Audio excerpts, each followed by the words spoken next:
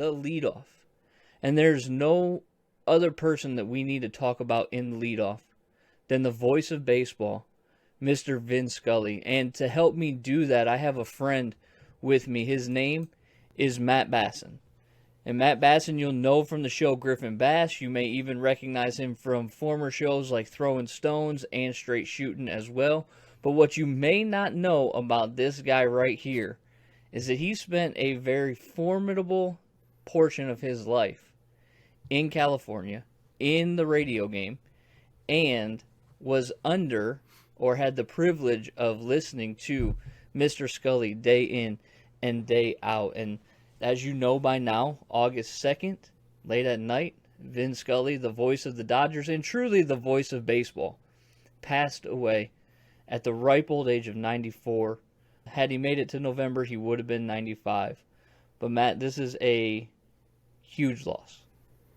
Yes, absolutely, AJ. And thank you for having me. And to everybody out there, I just want to say hi, everybody, and a very pleasant good evening to you, wherever you may be. And yes, that is how Vin would have. That's exactly how Vin would have addressed this crowd. You're exactly right, because that's how he started every broadcast. I was lucky enough. My family moved to Southern California when I was 10 years old in 1992, and was never a Dodger fan. But God, did I love growing up listening to Vin Scully. My childhood was spoiled. I had Vin Scully for baseball. I had Chick Hearn for basketball. If I popped over to the Angels broadcast, there was another legend. Oh God, why am I blanking all of a sudden on his name?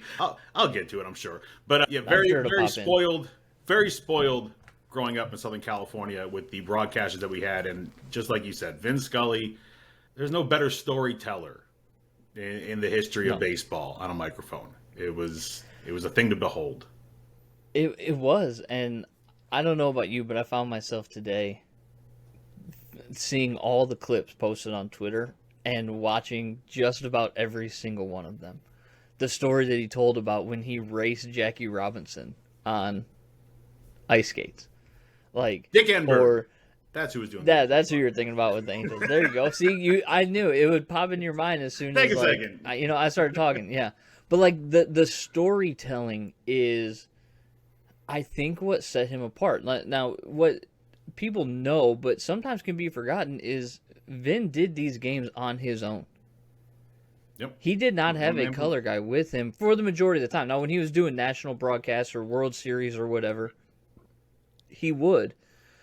But he kept you engaged, and as I wrote in my editorial piece, Remembering Vin Scully, it was like he was inviting you into a living room to watch the game with him. That's all it was. Anytime that he broadcast a game, it was like sitting around with a friend or sitting at the feet of your grandfather, if you're my age, and just listening to him talk about the days gone by, right?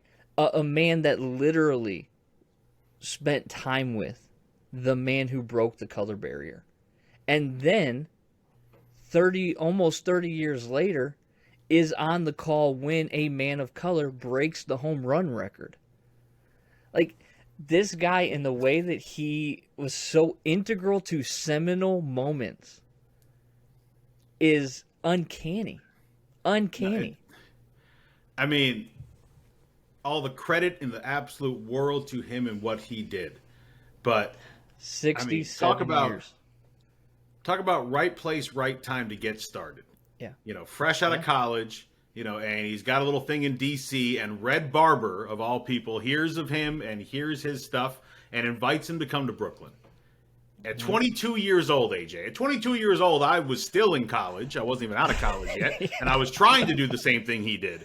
But at 22 years old, Red Barber brings him over to Brooklyn to start broadcasting Yankee games. At 25 years old, he's calling a World Series, the youngest to ever do it. And he goes on to have a 65-plus year career from Ebbets Field to Chavez Ravine, from Jackie to Kershaw and everyone in between. And along the way, he also called the Masters. Yep. He also called The Catch. And San Francisco 49ers fans know what I'm talking about. This man was so blessed to be in the right place at the right time for a lot of things, and he was the right voice for it as well. And he never let it make him too big at the same time. No, and even in his sign-off, when he called his last game in Giants Stadium, PNC Park in San Francisco, he said, "I have always believed that I've needed you more than you've needed me." And that was a sentiment that he carried with him the whole time. And it's interesting that you bring him coming up at 22 to Brooklyn, because there's somebody here in Detroit that we are very fond of, and I would say the 1B broadcaster of all time, with Vin being, the 1A broadcaster. But Ernie Harwell has said and been on record, he said, "My greatest contribution to baseball history is leaving the number 3 spot broadcasting for the Brooklyn Dodgers and going to the New York Giants so that a man named Vin Scully could take my place." And it's so, just the interconnectedness, right, of these two icons in the broadcasting world, 2 of the best who have ever done it, for their story to be so inextricably connected. I was actually reading a story from the Free Press, and this was at the time, I think, that Vin was calling his last game back in 2016. And they were talking about his connection with Ernie Harwell. Ernie Harwell in 1949 called a triple play that I believe the Yankees turned. A triple play in 1949. Then, fast forward to like the mid-90s, and they're squaring off, and there's another triple play turned by the Yankees. It was the first one since 49 that they had turned, according to this report. And in the booth, across a glass partition, you have Vin Scully doing play-by-play, and then Harwell doing play-by-play for the CBS radio at the time. And they said in the story that Vin Scully leaned around the partition and tried to get Ernie to recall what happened back in 1949 on the triple play. And he said, "Vin, I don't rightly remember." And that was the one and only time that those two were on air together. But just such a fantastic connection. You also have Vin calling the 1984 World Series. So, like, he's connected to Detroit sports as well. Mm-hmm. And it's just a huge loss. I mean, he's 94 years old, right? But it's like almost losing a family member at a certain point. It is. And for selfish reasons, obviously, we want him still here, of course. But, right. He retired. He worked, quote unquote, until he was 88 years old, 89 years old. As one of our friends said, he didn't work a day in his life. Right. Like, he got to do what he loved till he was 88 years old. So he wasn't going to have much of a retirement anyway. And then when his wife passed away from ALS complications, beginning of 2021, this was another tragedy that this poor man had to live through. He lost his first wife to a medicine overdose. He lost his son in a helicopter crash. And then, late in life, obviously, but his second wife, Sandy, was a lot younger, and she gets ALS. And so now he's lost her. And he's 93 years old, 92 years old. It's when you lose that much, at some point it's, what am I even still doing here at this point? But I wanted to get back to what with the Ernie Harwell stuff, because I'll bet you a young Vin didn't want Ernie to take that job, because the New York Giants were Vin Scully's favorite team growing up as a child. So I'm sure he would have loved to have been calling their games. Sure. Still would have ended up moving to the West Coast in the end, but there's never enough to be said. I know I'm harping, and on words can't adequately. No. Yeah, words can't even adequately describe it, right? It's just definitely not. But I always go back to one of our favorite movies, though, right? Heroes will get remembered, but legends never die. And part of what makes him a legend, look, I know The Catch, didn't know Vin Scully called it. I know Hank Aaron's 715th home run, didn't know Vin Scully called it. He was put in these positions to be the one to call these. How is it, out of all teams, the Braves are facing the Dodgers when Hank Aaron has a chance to pass Babe Ruth? So now you've got Vin Scully, and he's hitting you right in the feels when he makes the call, where he's talking about it's a marvelous moment for baseball, what a marvelous moment for Atlanta, the state of Georgia, what a marvelous moment for the country and the world. A black man is getting a standing ovation in the Deep South for breaking a record of an all-time baseball idol. Who else is going to even think to say that in the broadcast booth? I don't think anybody is but Vin Scully. It was right place, right time, but it was by divine intervention that he was in these spots. Yes. Yeah, and again, nobody could have handled that moment with more grace and more eloquence.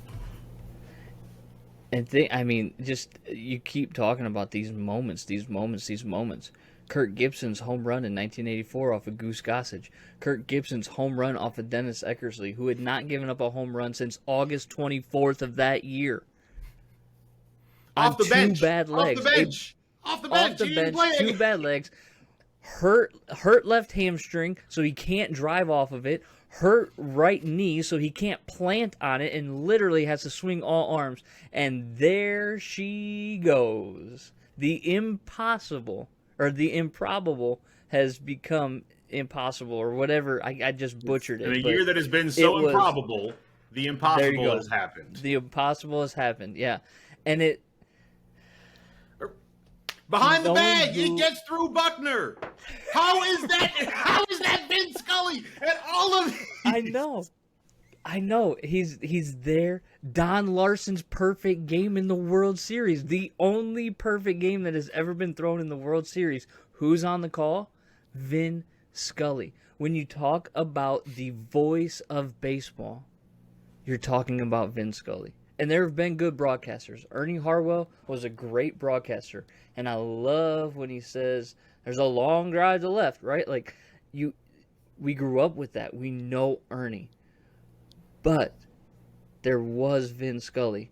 And as a baseball fan, I grew up with Vin. I mean, who even knew? He was the voice of all the early baseball video games. PlayStation 2. That I used to mute because I thought that it was annoying. And then I learned, oh, it's Vin Scully. I'm going to listen to what he says. And, man, he just kept just ringing it in and ringing it in. This man is beyond words.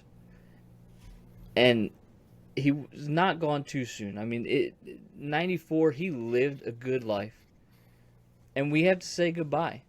But, as we have said, legends never die. And a voice for the ages now belongs to the ages.